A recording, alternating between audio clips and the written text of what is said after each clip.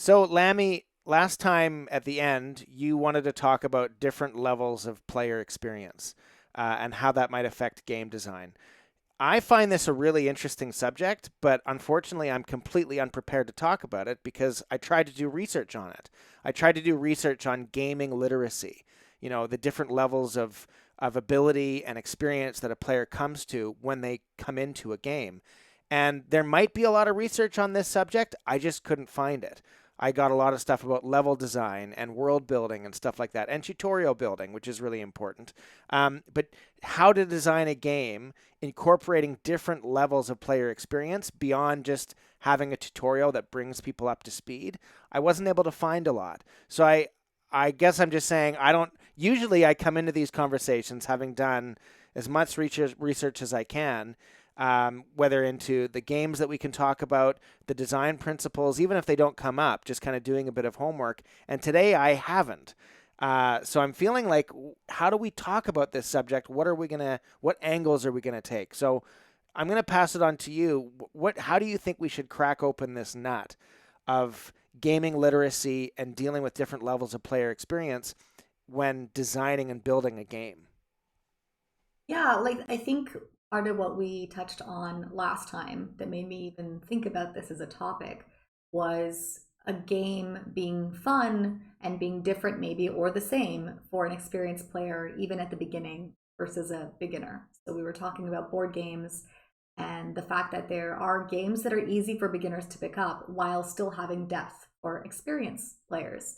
And that made me think about, all of these games that have to foster end game content, but maybe have a lot of replayability. Like, for example, we've talked about a lot of games that have great replayability. So maybe we can start with that, with replayability. And therefore, that is already a thing that ideally is good for both beginners and experienced players.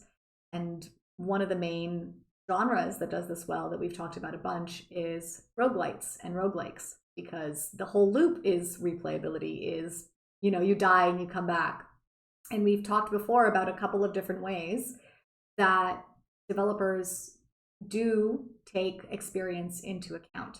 And that's more in the rogue light category. The rogue light category being the one where you don't completely start from scratch exactly the same way as the first time every time, but rather you do start to unlock upgrades or abilities or make the game either easier or, in some cases, harder the more that you play. And this is a way I think that the game can scale with your abilities as a player and can start maybe more simply and then get more difficult from there. I'm not sure if you've played any games with mechanics like this. I guess you've played Slay the Spire, which obviously unlocks some mechanics as you go, even to the point of unlocking characters, keeping you as a beginner, as a newbie, with only a few things to think about. A couple of different play types and card types, and then introducing mechanics as you go. How did you find that experience in terms of taking you from a new player to a game to then, a few hours of playthrough and figuring out how it went from there? Yeah, I found it wonderful as a new player to Slay the Spire. That it was kind of guiding me in without overwhelming me at the beginning and also giving me something to work towards. So, what I'm working towards in Slay the Spire is not really beating the bosses, but it's getting what they give me. That if when you beat Slay the Spire 3 levels on your first time, why is it you want to play again? Didn't you just beat it? Why would you want to play it again just to make it harder? Well, I think one of the key reasons for me is to discover more of what the game can offer. Not just the synergies between the different cards, not just the different characters you can play, but the different types of game that you can do and the different random encounters you can come across, but also the different cards that might be unveiled that you haven't been able to find yet, or that have been unlocked because you've played, the what is it, the defect enough times, and you've gotten enough experience points as the defect, which is sort of a rogue light version of the game, that there is something that does carry forward, although you do start from scratch. And you could beat the game based on the materials you have right at the beginning without unlocking all of these special things. But this sense of discovery, I think, is really important. And this is something that we come across time and time again, is what you discover in a game, and how you can make that discovery maybe even endless, right? In Slay the Spire, it feels like there's so many different synergies that even if I come across one that I have before, I probably forgot about it, because if I'm you and I have 980 hours or whatever playing, it was so long ago that it's like you don't even, it's like doing it all over again for the first time. So I think that's a really nice quality that games offer me. But there's something else that happens with a non-roguelike or roguelite, which is wanting to replay a game without finishing the first time. Choosing to end it early, to restart. There's something that for me is a great pleasure in starting from the beginning. It's a great pleasure in life. It's a great pleasure in writing and creative pursuits. It's a great pleasure in a game that I get to just put everything away, like delete everything and start over from scratch in an empty room with nothing. But I'm building on I am carrying something forward, which is my own experience, that my mind has changed and my surroundings have not. But I can impact my surroundings differently based on my skill, my experience, my desires. Maybe I just want to have a different kind of playthrough. And this is partly an explanation why research has gone into this about how many games are never finished. Like a lot of gamers just never get to the end of a game. And so when you're designing a game, how important is the end game when you know that most players won't get there? It's almost the antithesis of designing or writing or directing a film, where the ending saves everything. If you have a great ending to a mediocre film, that can make a great movie sometimes. Just a few scenes stitched together to keep people along and then wow them in the end. This is something that Robert McKee, the screenwriter and writer of a book called Story for Screenwriters, talks about. And he's quoted in a movie called Adaptation with Nicolas Cage. Wow them in the end, and you've got your screenplay. Wow them in the end, and you've got a hit. And I wonder if making games is, again, the opposite of that, or just a different type of design. And I don't mean to always be comparing things to film, which I do. I know I do. But yeah. But to go back to your original question, I really find it wonderful when a designer gives me things to work towards other than just winning. Gives me discovery, gives me things I can learn about the world, gives me new things I can try out. And the amount of times I've restarted the game and never finished it is uncanny. And in my mind, I'm thinking, God, I got to just finish this damn thing. And maybe I never will. But that's got to be part of design here. That's got to be part of, we all know this is happening. So I think that where roguelikes and roguelites do difficulty for both beginners and experienced players properly, in that there's replayability to it, it's to do with mechanics. They're mechanics heavy games, and where a core aspect of them is that they're going to be hard, and they tell you up front being bad is part of the process. Because that's going to be very different from, let's take another game that might have like a really steep learning curve and lots of differentiation between a beginner and an experienced player. Let's take like a MOBA or something like StarCraft, where you're just you're not even playing the same game when you're a beginner or an even intermediate player compared to an esports athlete playing the game in a way that is just like miles beyond what anybody else can comprehend. And that game is obviously very mechanical, which is why it works, but there's a huge barrier to entry for beginners in games like that. And I think that roguelikes and roguelites get around that barrier by telling you up front, hey, you're meant to die. You're only going to get better by playing more. There's discovery along the way. Maybe there's upgrades. And I think those two things, right? So mechanics heavy games are going to be probably good with a long lifespan for most people, because if the mechanics are fun, then you can play them even if you have hundreds of hours in the games, right? A genre that's not going to work for this, that isn't going to very easily have replayability or playability at any point in the game for experienced or beginner players, are story-based games, because usually you play them and you're probably not going to play them again, right? That is, if you finish them, if you're not at that, starting over sort of point. And it's these mechanical games or strategy games, right? A lot of the kinds of games that you play, they're meant to be played over and over again to get better, more efficient, or try a different style. We talk about synergies in roguelikes, But there's synergies, not really synergies, but play styles in something like Civilization. What kind of victory are you going to go for? And there are still some synergies because some things are randomized. So, and or based on different choices, you choose a particular starting empire, it's going to change your play style compared to choosing a different one. And that gives it replayability. And it also allows you to engage more of your skills every time you play. As you get better at certain aspects of the game, the next time you play it, you can try to incorporate those new skills and do it a bit better. I think that's what I wanted to say about you liking to restart all the time. I was just watching some people play Cult of the Lamb, which is a new sort of roguelike, sort of colony sim, sort of Animal Crossing type game that's coming out tomorrow, actually. And to date this episode. And colony August of 2022. Colony sim games are a very common example where people start over a lot, because as you go, it's an efficiency problem. But when you don't know the game, you don't know the problems you're trying to solve yet. You don't even know the mechanics. Okay, how many resources am I balancing? So the first time you play, especially, you're only just learning what you balance, and there's a huge desire to want to restart right away. You're like, okay, I know a little bit now, let's restart. And then the next time you play, you make it further and you go, okay, now I know a bit better, I want to restart. Like, even if you haven't hit a point where your colony is failing, I think that style of game, or like Civ, or those ones where, hey, I could do this better. I could do this better if I start again. Let me just start again. You're totally right. And I think synergy is a word we can use for games like Civilization or a grand strategy game in newer iterations of them. I think in the original Civilization, it wasn't so much synergy as understanding the mechanics and putting them to best effect. It's not like I'm going to try this play style, which will be maybe superior to or just different than, maybe as chance will have it, would be better than my last one. But really, there's just an optimal way of playing in the early games. But Civilization 6, for example, there are clear synergies at play and so many different ways you can beat the game or try the game out with different people and have a different experience.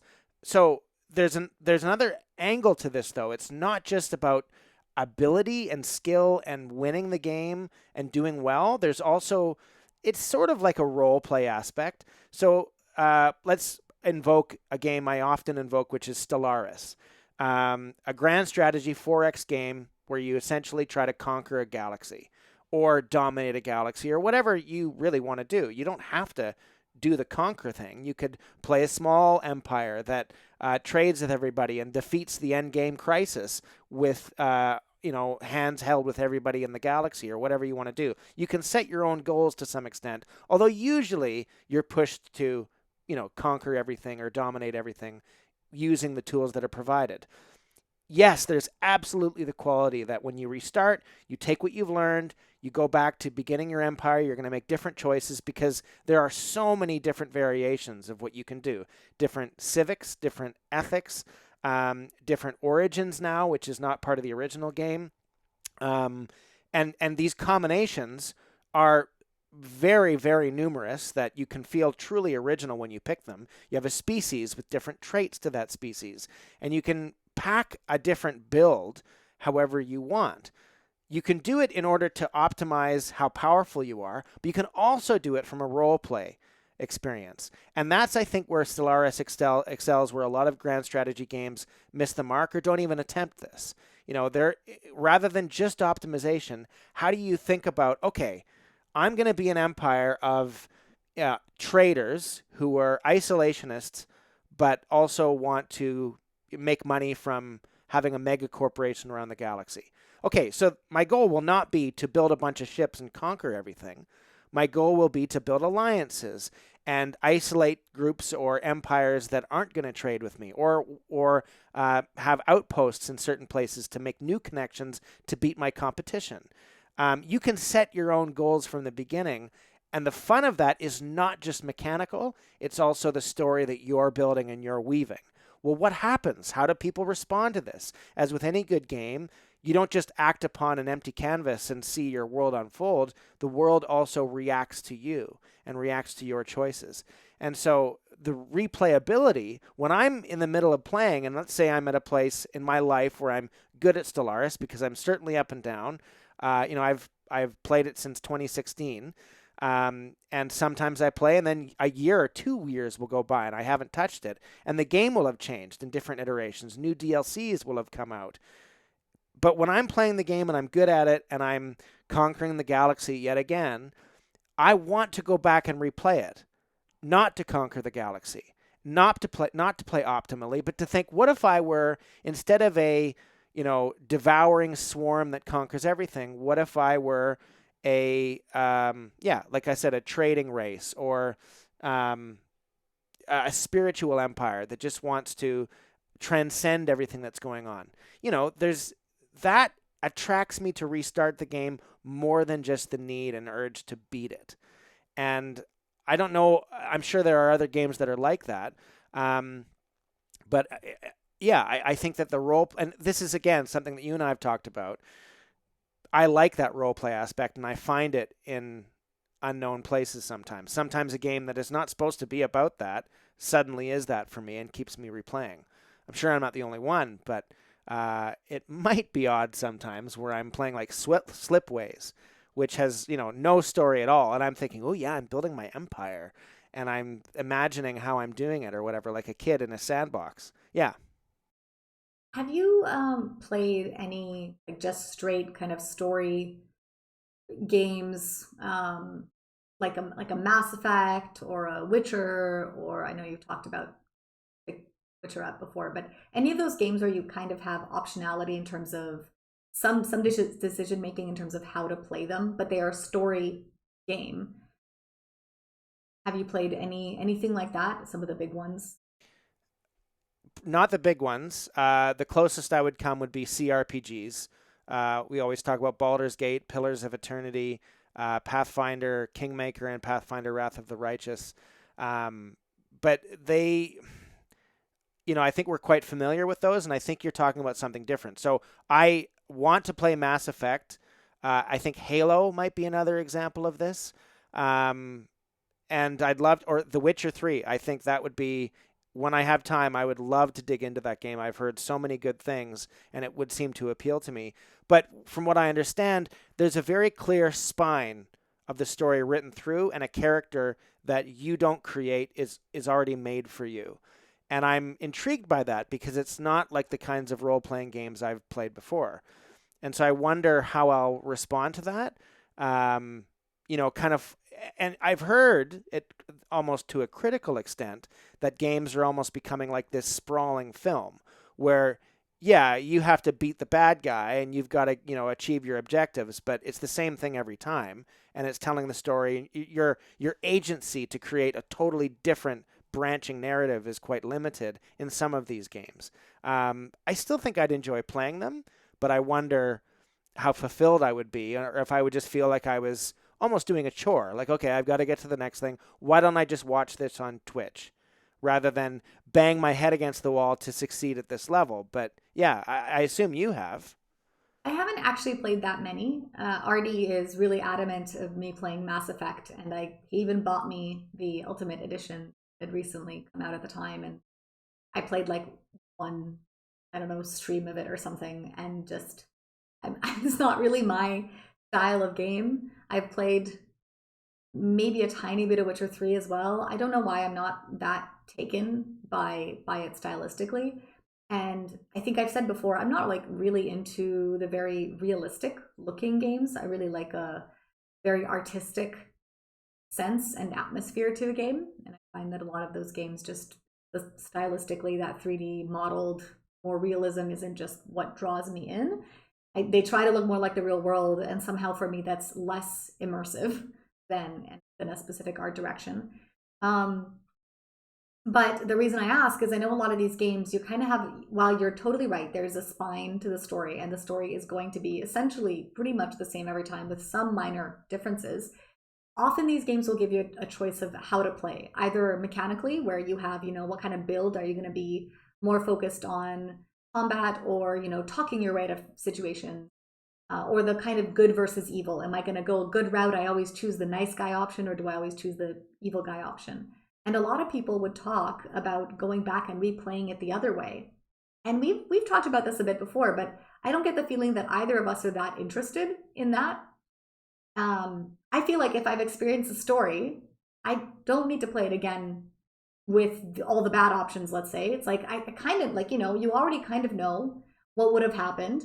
And I mean, part of me just wouldn't I'm going to play it and role play it the way that I think it makes the most sense for the story. And going back and doing it differently, because we keep talking about how a lot of replayability and a lot of what keeps experienced players interested is this idea of discovery, right? We like to explore and try new things. And we talked about how, oh, yeah, what if I tried it this way? I don't think that applies as much to story games. And that's what I was getting at. I think the difficulty in how to treat beginners to advanced players in story games, it's not really relevant to this discussion because an advanced player, for the most part, isn't replaying.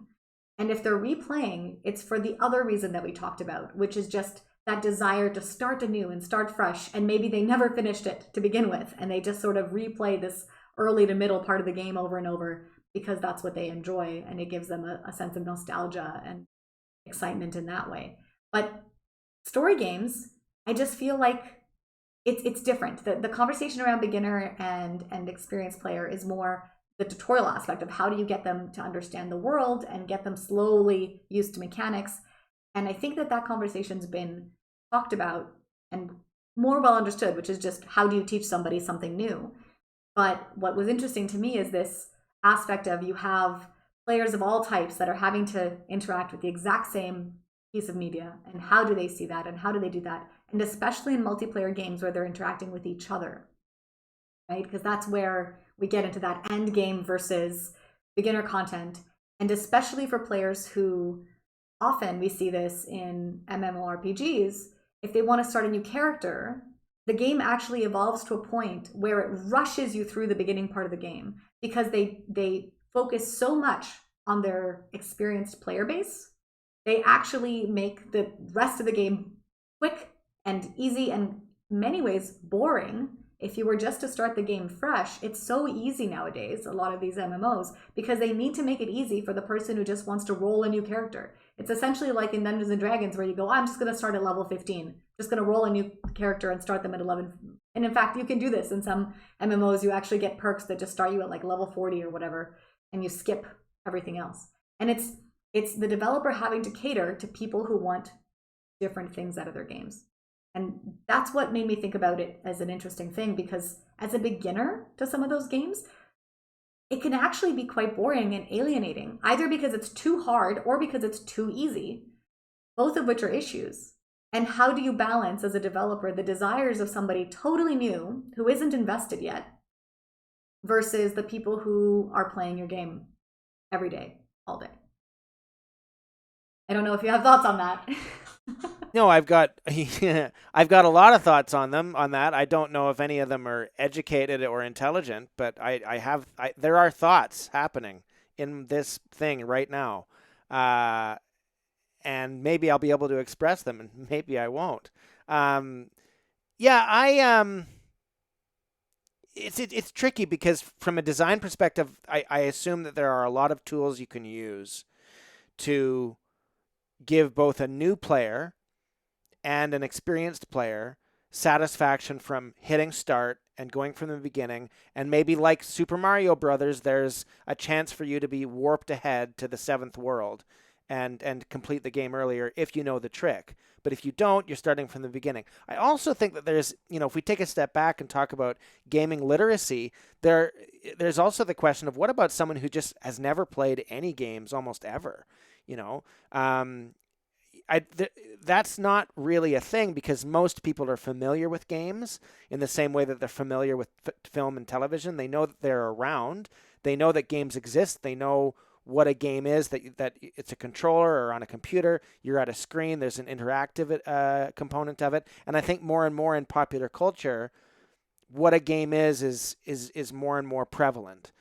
So it's harder and harder to avoid. That doesn't mean that someone has had to have played a game before, but literacy is increased. It's almost like when film first started to emerge 100 years ago, no one knew what it was or what you would do when you sat through one. But now, even if someone has never seen a movie before, which I think would be exceptionally rare, they still would probably understand what the hell it is. But if they've never seen a movie before, maybe they wouldn't because they were truly under a rock.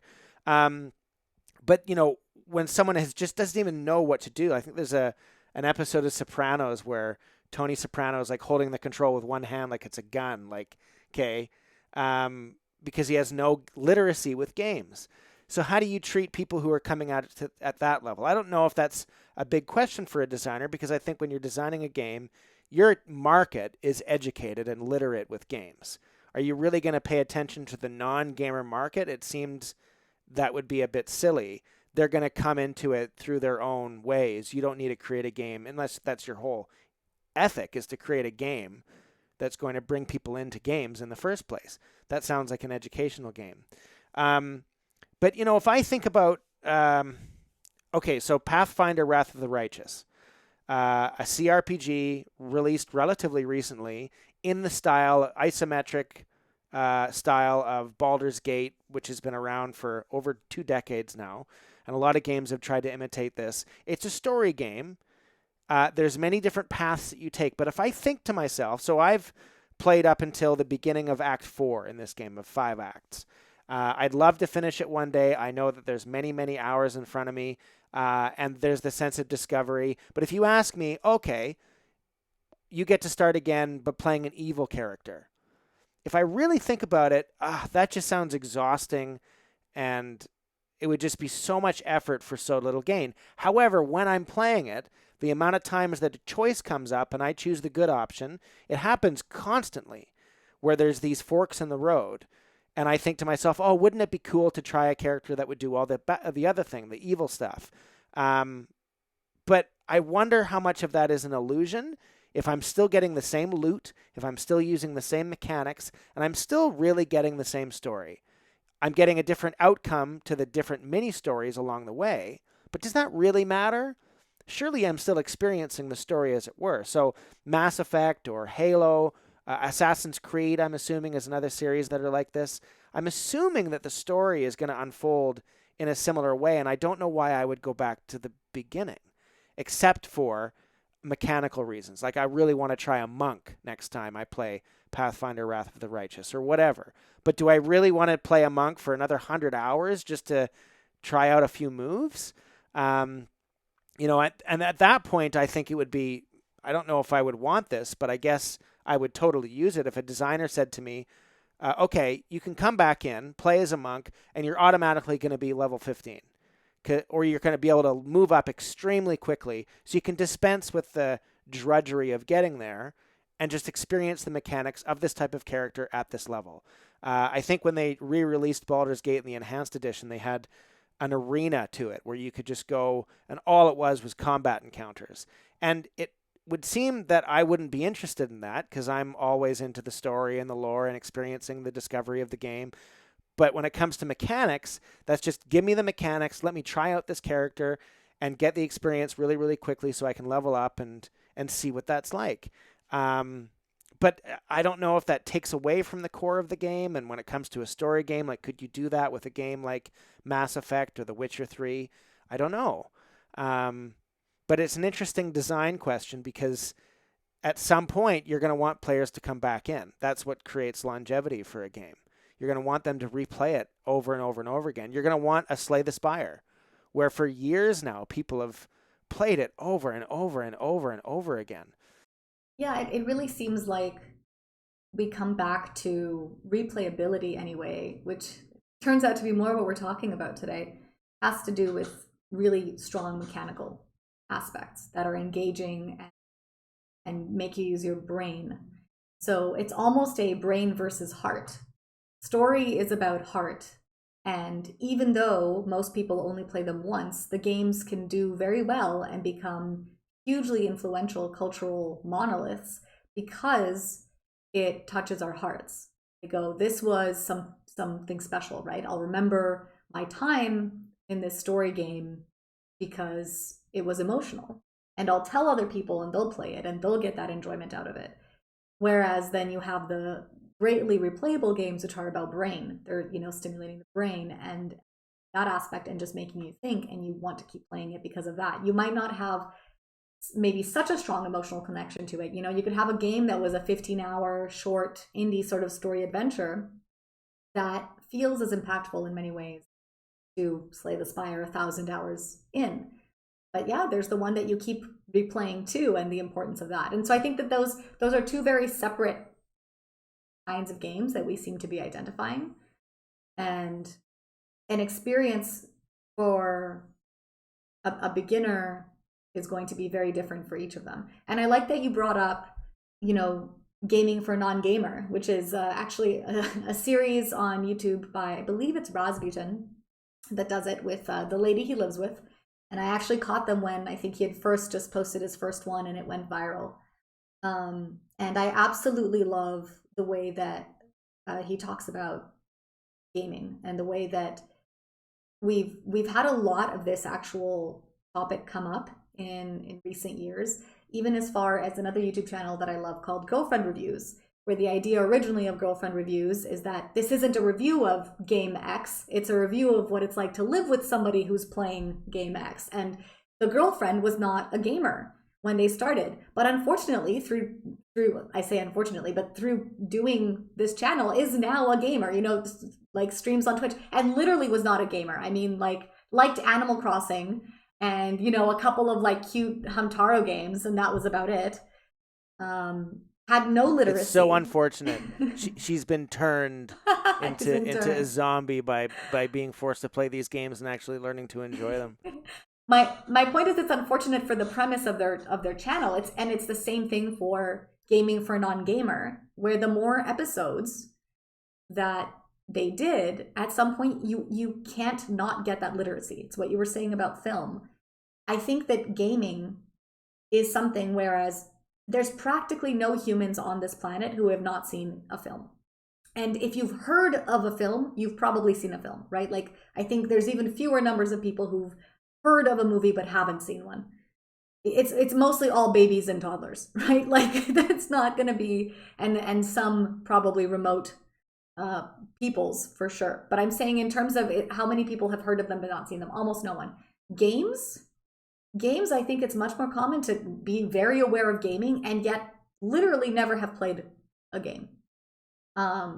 So the literacy aspect is massive, as seen in that series, where you have to rely, if you really want non-gamers to be able to play like somebody with no literacy, you have to rely on cultural symbolism, right? This is a huge topic anyway when you talk about user-computer interaction and how do we use symbols, and different symbols mean different things in different cultures. Different colors mean different things in different cultures. But we do rely on that. Green means go, red means stop. Green means good or money, right? Red can mean bad or evil. Often in video games, there's this language of purple is toxic, right? Green is toxic or evil. There's these shorthands that we use. We know as gamers, we know that in a game, if we pick it up, we have an idea even just from the genre or the style, or if it's 2D or 3D, the kind of movement we might be able to do.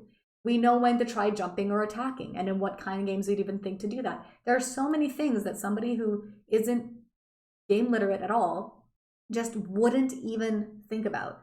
Especially, we talked about the controller. The dual stick, like moving your camera independently from yourself, is a hugely problematic part of gaming. That is a huge barrier for most beginners. That is actually a barrier for me, because I never play with a controller until recently, and I spent decades away from video games except for quite cerebral PC games, and then suddenly being reintroduced to a controller and seeing, holy crap, they've come a long way with video games, and seeing just what you said, I can move the camera. How does this even work? And it's almost discombobulating. It feels like an out-of-body experience in an uncomfortable way, whereas eventually it would feel comfortable and totally natural. So I think that's a really interesting and fertile ground for discussion and for questions about design, because more and more people have played games, and that there's this shorthand that you mentioned.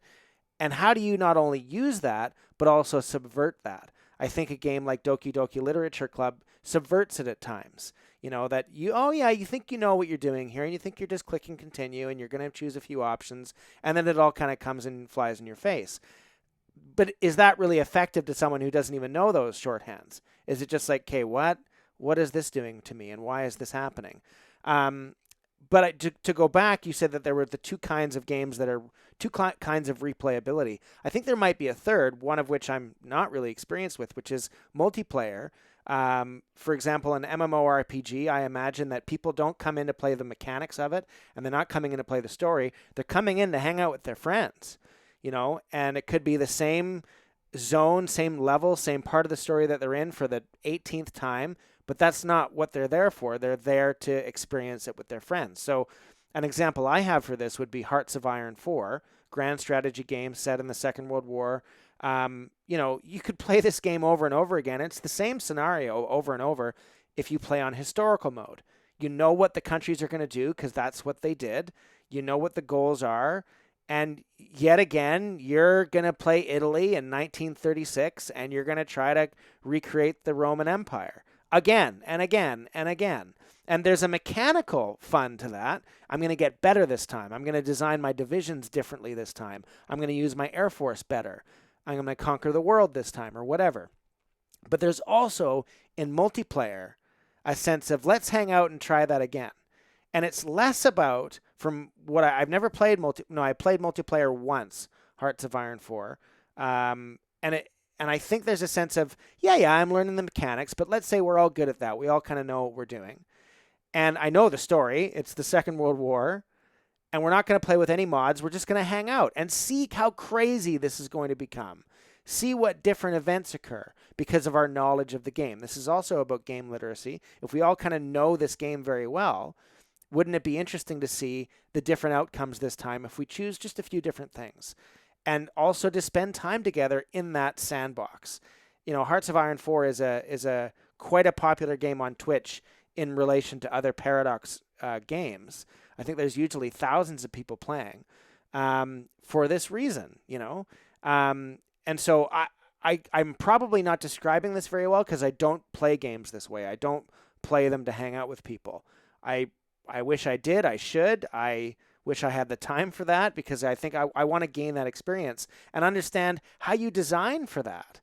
How do you not only design for that well and create enough stuff for people to do, but not overdo it, not create too much so that people find it's in their way of just hanging out with their friends and spending time together in a digital world. Yeah, I would say some of those multiplayer games that have lots of replayability, for me, I would lump that in with mechanically interesting games where one of the mechanics is other humans, right? Like one of the mechanics is interacting with the choices that another human being would make, which means it's ever fresh, evergreen, because I don't know what they're going to do.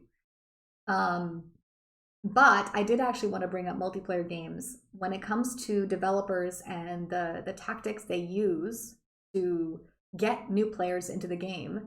I do think that some developers rely on people bringing in their friends. MOBAs especially, they have such a steep learning curve. They're, as a beginning, like a beginner to League of Legends or Dota 2, I don't think anybody would willfully boot up that game without somebody telling them, hey, why don't you play this game with me? I'll teach you, I'll help you through it. It's a part of the game. It's really, really hard to pick up, at least if you're a little bit older. Maybe if you're a kid, your brain is a bit more plastic. Usually you're able to react a bit quicker and learn a bit quicker. Still though, I think there's an aspect of, even at that age, you'd probably be doing it, you'd heard about it and doing it with games. There's almost like a cycle where something becomes popular enough that other people hear about it and therefore want to engage with it because it's popular, which is the reason it gets more people, because it had started simpler, right? When these games first came out, they had fewer champions, fewer abilities, simpler abilities. So the barrier wasn't there as much. Now, the only reason they get new people, I think, is other people's friends. They have to be relying on that. It is impossible to start and play and hope to have any chance in hell of not feeling like a complete horrible dumbass at this game for your first probably couple years. I mean, there's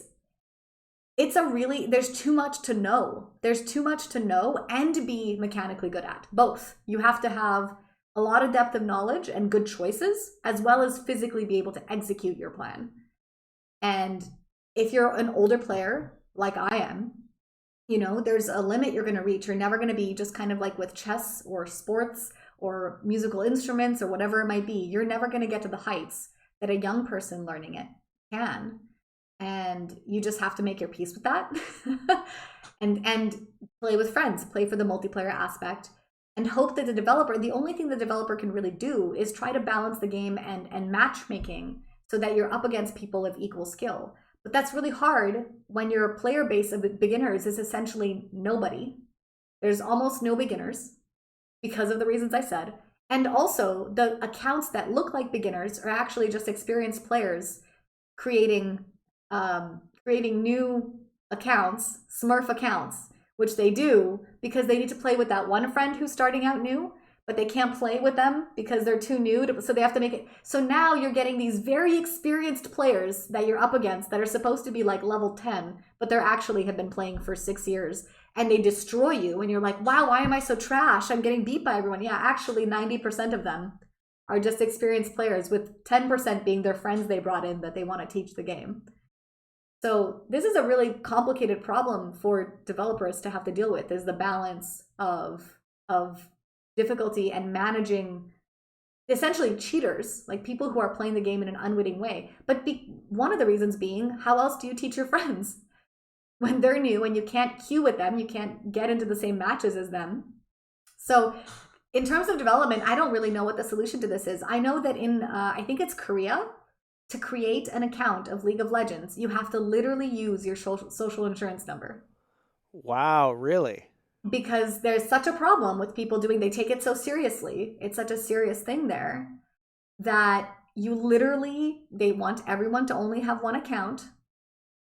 And it's tied very deeply so that you can't just go and make a bunch of accounts. And I mean, chess is similar too. Technically, on chess.com, you're not supposed to have more than one account. But it's a well-known thing that GMs make tons of anonymous accounts and start and play anonymously because they don't want your actual chess account can be viewed, and the games you've played in your history can be viewed. So when they're practicing for tournaments, they want to do it anonymously so no one knows what their plans are. So they create all these accounts, and there's not really, unless you do what Korea did and force some sort of tie to a real world human in this way, and not just a phone number, because people can create phone numbers to get new accounts, but literally your social insurance number. This is really fascinating. What an interesting set of dilemmas that I think are going to become more and more pronounced in the 21st century as we become ever more digital. Whether we're talking about the metaverse or just gaming, how do we protect people's rights to privacy, but also a feeling of fairness, but also the developers' need to bring new people in and not have them feel like they're just being crushed immediately. Yeah, it's something that, again, I need to have more experience with. I've got almost no experience playing multiplayer anything, and would love to just feel what I mean, I can watch stuff on Twitch and I can get a sense of what it's like, and I know, like, there's no point in trying. I'm too old for a lot of this stuff, which is so sad. But it reminds me of there's a Simpsons episode where, something happens wrong for Bart, and Homer says to Bart, the lesson learned, son, is never try. I'm paraphrasing, but I just love that because it does feel like that. Why would I? You mentioned these games like Dota 2 or even World of Warcraft, which I never played. Why would I put myself through that where I would just get crushed, and never be able to? If the point is to be good, why would I ever try to be good when I can never get to the neuroplasticity of a 16-year-old? It's like, I'm going to start a new career. I'm going to be an esports legend. Like, no, Ben, you're not going to be a concert pianist. You're not going to be a professional triathlete, and you're not going to be a professional esports Dota 2 player, if that's even a thing. Okay, we're at the end of our time. There's so much more I wanted to say, and I'm sure so much more you wanted to say. If there was one thing that you wanted to dig into further that we talked about, or something that we didn't talk about that you wish had come up, what would that one thing be? I think let's talk about something that I do think you can research, and let's dig a little bit into tutorials and how to do that properly. It sort of relates to what we were talking about today, And I think it might not be, a super, super long discussion, but digging into the different kinds of tutorials. And I think I'll probably talk again about how developers sometimes rely on other people being the tutorial and teaching, and how that's changed over time. Especially, it used to be that you'd get manuals in with your games, and that's not the case anymore. So maybe, yeah, tutorials and wikis and how people essentially learn and continue playing games. Good topic for next. Yeah, I think that's a wonderful idea because there's a lot of creative solutions to that. We talked about Inscryption recently. That comes to mind. The tutorial is the playing. It's not like there's this pre-tutorial area. You learn about the game and the world and the story in the tutorial section, which is part of the story. It's not just an additional piece that helps you learn the game. Okay, that sounds good to me. We'll talk next time.